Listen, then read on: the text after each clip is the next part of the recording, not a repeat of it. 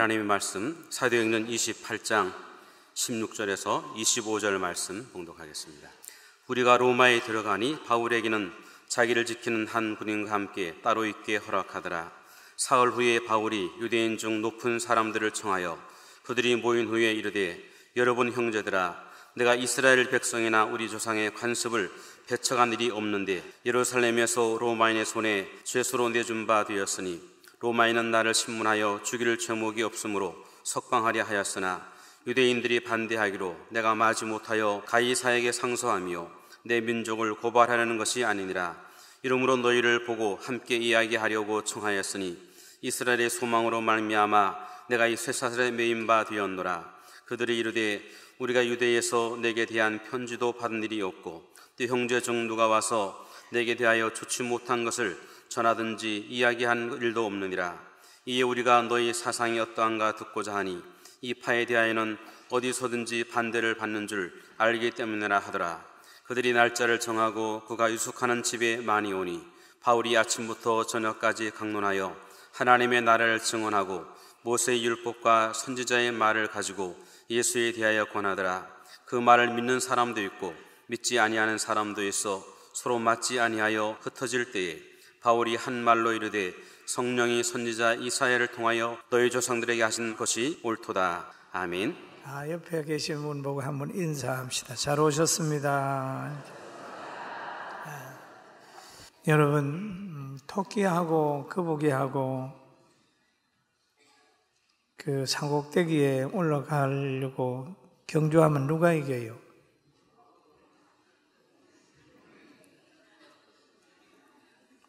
누가 이기죠? 토끼가 이기지. 근데 왜 졌을까요? 거북이는 목표가 있습니다. 뚜벅뚜벅 올라가지. 토끼는 늘 자기 힘만 믿고 기능만 믿고 자꾸 옆을 돌아보는 거예요. 목표 의식보다는 자꾸 비교하다가 결국 지잖아요. 신자도 잘하든지 못하든지 간에 꾸준하게 목표가 분명한 사람은 성공해요. 믿습니까? 그래서 꾸준하게 목표를 딱 정하고 가면 그 사람의 노년, 그 사람의 미래는 참 아름답게 되어 있습니다. 그래서 옛 어른들이 그렇잖아요. 재주 많은 사람 별로 큰 성공 못한다라고 하는 말이, 토끼 같은 사람, 환경에 지배받고 자기 중심으로 살면 실패한다. 그런 얘기가 그게 들어있어요. 오늘 잘난 거 없고 가진 거 없어도 우리가 하나님 바라보고 나가면 우리에게는 승리가 있어요. 아멘. 오늘 제목은 소망으로 매인 쇠사슬이라고 하는 제목입니다. 그런데 이 제목이 나오기까지의 과정들이 있어요. 바울 사도가 예수님 만난 후에 그의 삶이 변해돼 가지고 여러 곳에 복음을 전했습니다. 이 복음 전하는 걸 원치 않는 사람들이 바울을 고소를 했어요. 그러니까 바울이 이제 고소를 당하게 되고 자기 민족에게 배척을 당하게 되니까 자기가 로마 시민권을 가졌음으로 인하여 로마 가이사에게 항소를 하는 겁니다. 상소를 하는 겁니다. 그래서 지금 바울의 일행이 로마로 가는 거예요. 죄인 아닌 죄인으로 로마로 가다가 풍랑을 만나가지고 멜리데라고 하는 섬에 잠시 머물게 됩니다. 그래서 그 섬에 가서 그 섬에 제일 높은 사람 보블리오라고 하는 사람의 부친이 이질과 열병으로 앓아눕는 것을 보고 들어가서 기도하고 안수하여 고치게 됩니다. 그러면 이 치료의 역사를 아는 멜리데에 있는 많은 사람들이 와서 바울에게 기도받고 병이 치료가 됐어요. 이 기간이 3개월입니다. 그래서 멜리데 섬의 기간을 끝내고 알렉산드리아 배를 타고 멜리데 섬을 떠납니다. 떠날 때에 멜리데 사람들이 바울을 통하여 은혜 입은 것을 생각하면서 후한 예로 그 일행 176명이 먹을 것을 그 배에 실어주는 거예요. 그래서 바울이 쫙 로마로 갑니다. 그 로마로 가가지고 로마에 도착을 하게 되니까 바로 그 바울이 온다는 소식을 듣고 사도행전 28장 15절에 형제들이 마중을 나오는 거예요. 그곳 형제들이 우리의 소식을 듣고 앞비오 강장과 트레이서 타베르네까지 맞으러 나오니 바울이 그들을 보고 하나님께 감사하고 담대한 마음을 얻으니라 라고 얘기했습니다. 지금도 이 앞비오 강장이 있어요. 우리가 어떤 반가운 사람이 오면 공항에도 나가고 또 전철역에도 나가고 동구 밖에도 나와서 기다리지 않습니까? 바울을 기다렸어요. 그런데 그 맞이하는 형제들을 보면서 바울의 마음 속에는 하나님께 감사하는 마음이 생겼어요. 이게 신자의 마음입니다. 믿는 자의 마음입니다. 모든 환경을 하나님이 좌우한다고 생각했기 때문에 마중하는 그들을 보면서 하나님이 보냈구나, 하나님이 나를 보호하고 있구나, 하나님의 위로가 있구나, 그렇게 하면서 하나님 앞에 감사하고 위로를 받았어요. 할렐루야. 우리 신자들도 좋은 일이 있을 때 하나님 감사합니다. 하나님 감사하는 데서만 끝나는 게 아니라 하나님이 쓰는 사람에 대해서도 소중하게 생각을 해야 되잖아요. 자녀가 잘 될 때도 하나님 앞에 감사하고, 가족이 잘 될 때나 친구가 잘 되고 사업이 잘 될 때라도 늘 하나님 앞에 감사하는 거죠. 하나님 감사합니다. 감사합니다. 저는 요즘에 그 애국가에 대해서 굉장히 많은 은혜를 받아요. 소양 씨가 부른 그 체육하는 거기에서 소양이가 애국가를 불렀더라고요.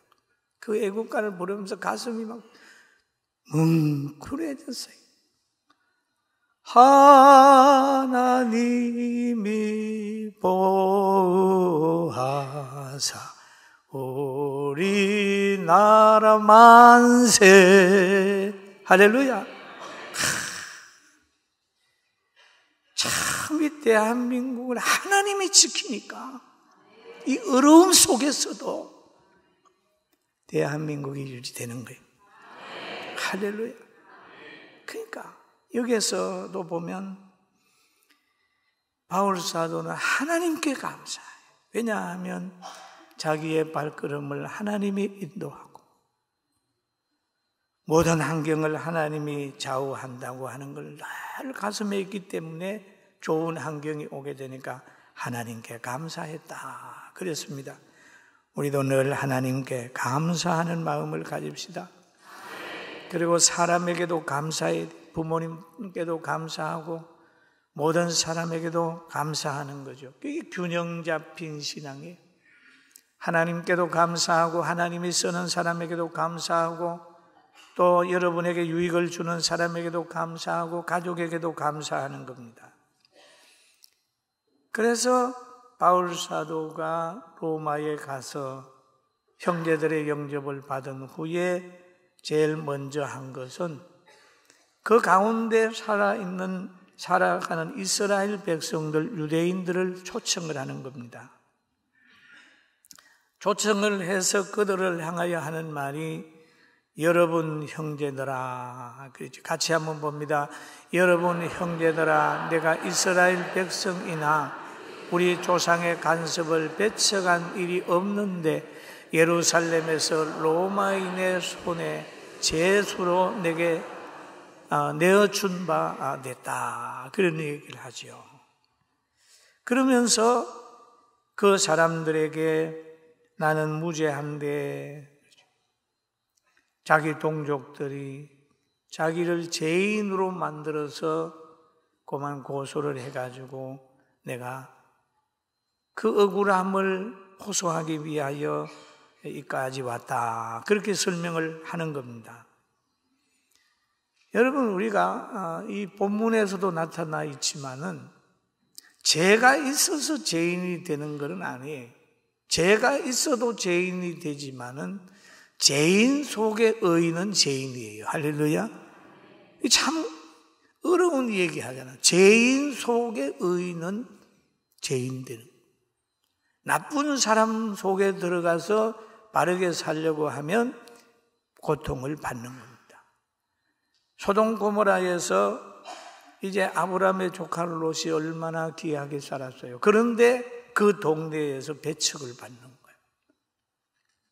그의 선행이 소돔 고모라 사람들에게는 못마땅한 겁니다. 그래서 우리는 이 사람이 정죄될 때 볼 때 그 사람이 죄가 많느냐, 정죄하는 사람이 죄가 많느냐 살펴봐야 돼요. 저 북한에서는 예수 믿는 사람을 처형을 합니다. 예수 믿는 사람이 죄가 많아서 처형당합니까? 그 사회가 어둡기 때문에 빛이 나타나게 되면 멸하려고 하는 거죠. 초대교회도 보면 야고보가 무슨 죽을 일 했나요? 죽을 일 안 했어요. 그런데 야고보는 헤롯에 의하여 순교당했습니다. 베드로가 갇힐 일 했나요? 갇힐 일 하지 않았음에도 베드로는 갇히기도 했어요. 사랑하는 성도 여러분, 고도의 분별력을 가지고 시대를 보고 성경을 보고 자신을 보고 위로받기를 주의 이름으로 축원합니다. 아멘. 청년들에게는 꿈을 심고 노년에 어려울 때는 천국을 바라보는 거예요. 세상의 무상함을 깨닫는 것은 천국의 소망을 더 가지게 하기 위하여 하나님의 선물인지도 모릅니다.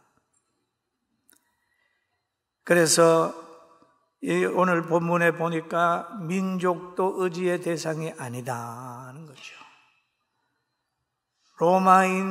이는 나를 신문하여 죽일 제목이 없으므로 석방하려 하였으나. 그리고 또 바울 사도가 그곳에 가가지고 한 그 절을 머물게 됐을 때에 하나님이 그 거처로 많은 사람을 보냅니다. 사도행전 28장 23절에 나타난 말씀이지요. 그들이 날마다 날짜를 정하고 그가 유숙하는 집에 많이 오니. 같이 한번 볼까요? 시작.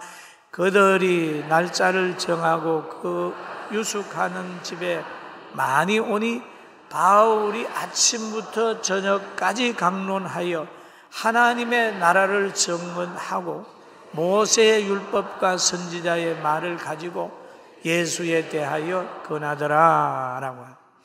그러면 구약에 예언된 말씀을 가지고 예수 그리스도가 하나님의 아들이라고 하는 것을 바울이 계속 전하는 거예요. 계속 전하는. 왜냐하면 거기에 모여오는 사람들 중에 모세의 율법을 믿는 사람들이 있어요. 또 선지자의 말을 믿는 사람이 있어요. 그러니까 그 말 속에 나타난 예수 그리스도가 오실 것이라는 예언의 말씀을 인용해 가지고 예수님을 설명을 하는 거예요.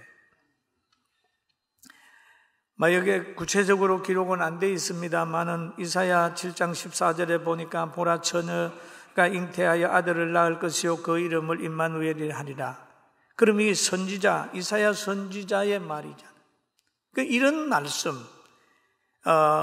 또 처녀가 잉태하여 아들을 낳는다. 그 다음에 이사야서 보면 그는 연한 숨같고 마른 땅에서 나온 줄기 같아서 고운 모양도 없고 풍채도 없은즉 우리가 보기에 허무할 만한 아름다운 것이 없도다.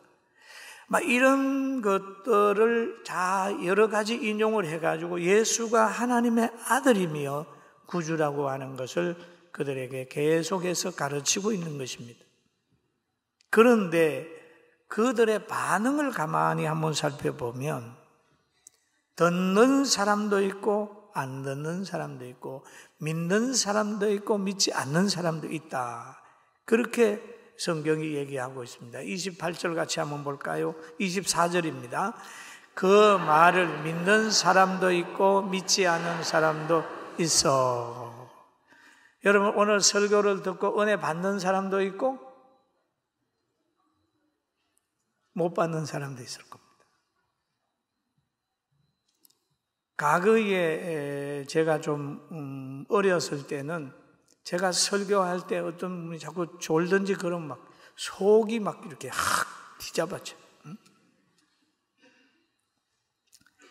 그런데 지금은 자면 어제 저녁에 못 잤나 보다 생각하고 그냥 사랑으로 볼 수 있는 여유가 생겼습니다. 뭘 이렇게 하면 안 믿는 사람이 있으면 뭐 그럴 수 있겠다. 복 받은 사람은 믿고 뭐 안 그런 사람은 안 믿는 거지 뭐. 이런 그런 여유가 좀 생겼어요. 왜냐하면 바울 같은 위대한 설교가요, 능력 있는 분이 설교 가르쳤는데 믿는 사람도 있고 믿지 않는 사람도 있다면 나 같은 사람이 설교할 때 믿는 사람이 있고 믿지 않는 사람이 있는 건 너무나 당연한 거니까 받아들이는 거예요. 할렐루야. 여러분 전도하다가 막 안 오면 막 복수하려고 그러지 말고 그래 믿는 사람도 있고 안 믿는 사람도 있고 오는 사람도 있고 안 오는 사람도 있고 이렇게 생각을 해야 되거든요. 그런데 과거에 제가 흰돌산 기도원에 갔을 때 아주 오래 전입니다. 원장님이 그래요. 목사님 우리 교회 기도원에 일하는 어느 남자가 있는데 목사님 교회 좀 데려가세요. 그럼 오라고. 그럼 왔어요. 왔는데 예배 시간만 되면 하루 단잠을 자요. 얼마나 자요. 뭐 한 100명, 120, 30명 할 때 단잠 자면 제가 금방 알잖아요. 지금도 아는데. 그래가지고 식사 시간에 조는 사람이 어디 있냐. 일어나서 와서 설교 들으라. 일어나서도 조는 거예요. 물어봤어요. 왜 그렇게 조냐고. 교회에 오니까 엄청 잠이 잘 온다는 거예요. 집에서는 잠을 전혀 못 잔다. 자고 싶은 사람 푹 자세요. 그런데 물어봤어요. 당신 왜 그렇게 잠을 못 자냐 했더니 쭉 물어보니 자기가 춤 선생이에요. 춤 선생. 이 도로 지루방일 이렇게 치면 그렇게 그게 막 여러분 직장이나 직업도 잘 가져야 되겠더라고요. 그렇게 하다가 교회 와서 설교 들으니까 들을 리가 없잖아요. 그래서 참 불행하게 사는 모습을 보고 직업도 잘 가져야 되겠다 그런 생각을 한 일이 있습니다. 그러면 믿는 사람도 있고 안 믿는 사람도 있다. 바울의 말도 그랬다. 그럼 이 세상에 설교를 들을 때 그럴 수 있겠다. 그런데 또 한 가지 문제는 서로 맞지 아니했다라는 말이 나와요. 사도행전 28장 25절 같이 한번 볼까요? 시작. 서로 맞지 아니하여 흩어질 때에 바울이 한 말로 이르되 성령이 선지자 이사야를 통하여 너희 조상들에게 말씀하신 것이 옳도다라는 얘기를 하죠. 여러분 하나님의 말씀을 듣고 그러면 서로 사랑하고 말씀대로 그래 해야 되는데, 초대교회 그 사람들도 보면 말씀을 듣는 사람이 서로 안 맞다는 얘기예요. 서로 맞지 아니하여. 때로는 흩어질 때에, 그래요. 사랑하는 성도 여러분, 교회에 와서요, 옆 사람하고 마음 맞추려고 하지 마세요. 여러분, 마음을 하나님 앞으로 먼저 맞춰야 돼요. 할렐루야. 와, 내하고 마음이 안 맞다. 안 맞을 수 있어요. 예수님의 12명 제자들이 다 같이 마음이 맞았을까요? 안 맞았습니다. 교회에 와서 서로 마음 안 맞아가지고 신앙 손해 볼 거 없어요. 안 맞을 수 있다. 듣는 사람도 있고 안 듣는 사람이 있고 믿음이 있는 사람이 있고 믿음이 부족한 사람이 있어요. 그리고 서로 마음이 맞지 않을 때가 있어요. 이럴 때라도 그러려니 하고 생각하고 주님 잘 따라가면 날마다 하나님의 축복 속에 살아갈 수 있어요. 할렐루야. 아멘. 옆 사람하고 마음 맞추려고 하지 말고 하나님 마음에 들어야 된다는 거예요. 그리고 서로 가면 돼요. 쫙 가게 되면 같이 가는 거죠. 맞지 않아 흩어질 때에. 바울은 이 문제를 어디에서 찾았느냐 하면 성경에서 찾았어요. 성경에서 찾았는데 이사야서 6장 9절에서 10절에 예언의 말씀을 읽으면서 오늘 본문 26절부터 인용을 해놓은 부분들이 있습니다. 같이 한번 보실까요? 여호와께서 이르시되 가서 이 백성에게 이르기를 너희는 듣기는 들어도 깨닫지 못할 것이요 보기는 보아도 알지 못하여 이 백성이 내 마음이 둔하게 하며 그들의 귀가 막히고 그들의 눈이 감기게 하라. 염려하건대 그들이 눈으로 보고 귀로 듣고 마음으로 깨닫고 다시 돌아와 고침을 받을까 하노라. 지금 예언한 말씀 보게 되면 듣기는 들어도 깨닫지 못하고 보기는 보고도 깨닫지 못한다. 알지 못한다. 우리가 말씀을 들어도 그 내용도 모르고 하나님이 좋은 환경 줘도 그게 하나님이 주는 줄도 모르고 하나님이 사랑하기 때문에 연단할 때라도 그것도 모르고 멍하니 있단 말이에요. 그래서 바울 사도는 이 말씀을 보면서 위로를 받는 거예요. 괴인과 나라의 형편도 성경으로 보면 다 이해가 됩니다. 말세의 징조를 읽어보면 민족이 민족을 나라가 나라를 대적하여 싸우게 되고 또 불법이 성함으로 또 사랑이 식어지고 하는 그런 내용들이 쭉 나왔어요. 그리고 부활의 신앙을 가지게 되면 박해를 받는 것도 나왔습니다. 여러분, 의를 따르길 원하나 핍박이 무서워서 못 따르는 사람이 많고 열매를 가지기를 원하나 땀 흘림에 수고하는 것이 싫어서 열매를 가지지 못하는 사람도 있습니다. 성경에 보면 부자 청년이 구원받고 싶었어요.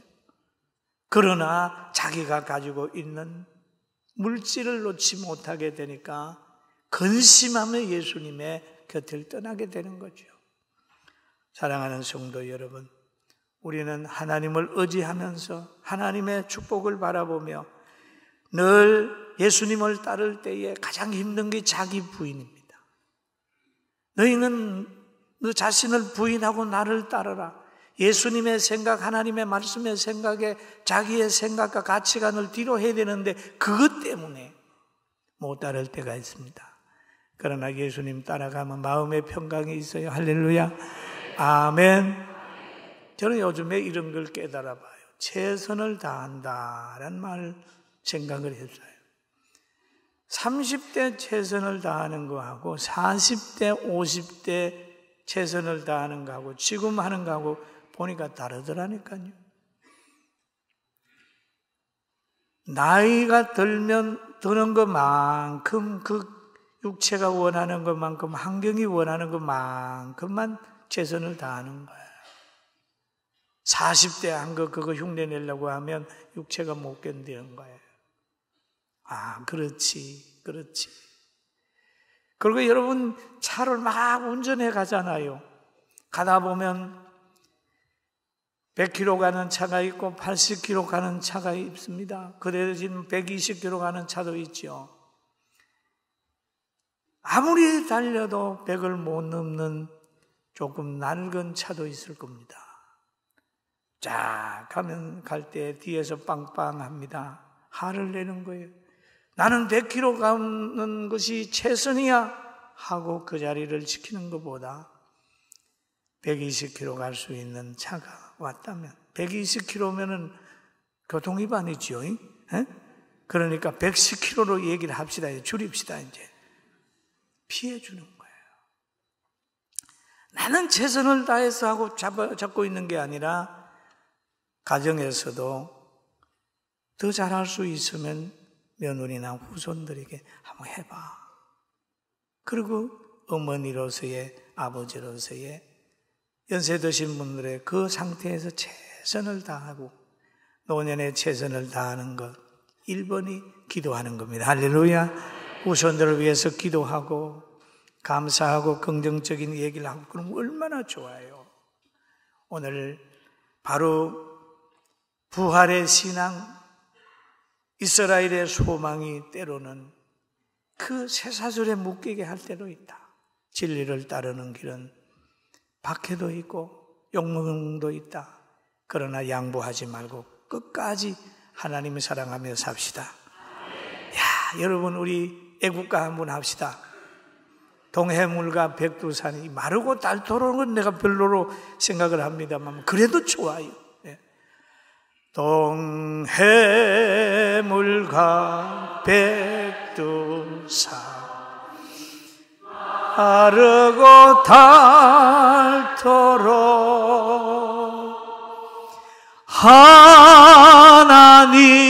하나님이 보호하사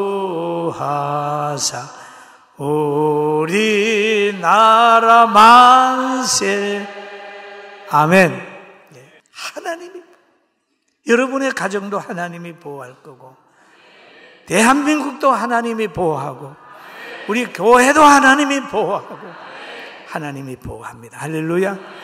아무리 강한 쇠사슬이 바울을 묶고 있다 할지라도 하나님이 바울을 서시니까 가는 곳곳마다 대접을 받고 멜리데를 복음화 시키고 그 로마에 들어가서 많은 사람에게 천국 복음을 전했어요. 사랑하는 성도 여러분, 환경에 지지 말고 환경을 이기게 되길 주의 이름으로 축원합니다. 기도하겠습니다. 지금은 우리 주 예수 그리스도의 은혜와 하나님 아버지의 큰 사랑하심과 성령님의 감동과 충만 내적 교통하심이 늘 부활의 신앙을 가지고 날마다 승리하길 원하는 사랑하는 성도들과 또는 유튜브를 통하여 말씀을 들은 사랑하는 모든 성도들 머리 위에와 방송을 통하여 말씀을 들은 모든 분들 위에와 오늘 참석하여 함께 기뻐하고 감사하며 기도하는 모든 분들 머리 위에 육해공군 장병들 위에 해외 나가 선교하는 선교사들 머리 위에 성민원과 우리 성도들 머리 위에 이 나라 이 민족 위에 지금부터 영원 무궁토록 함께 있을지어다. 아멘.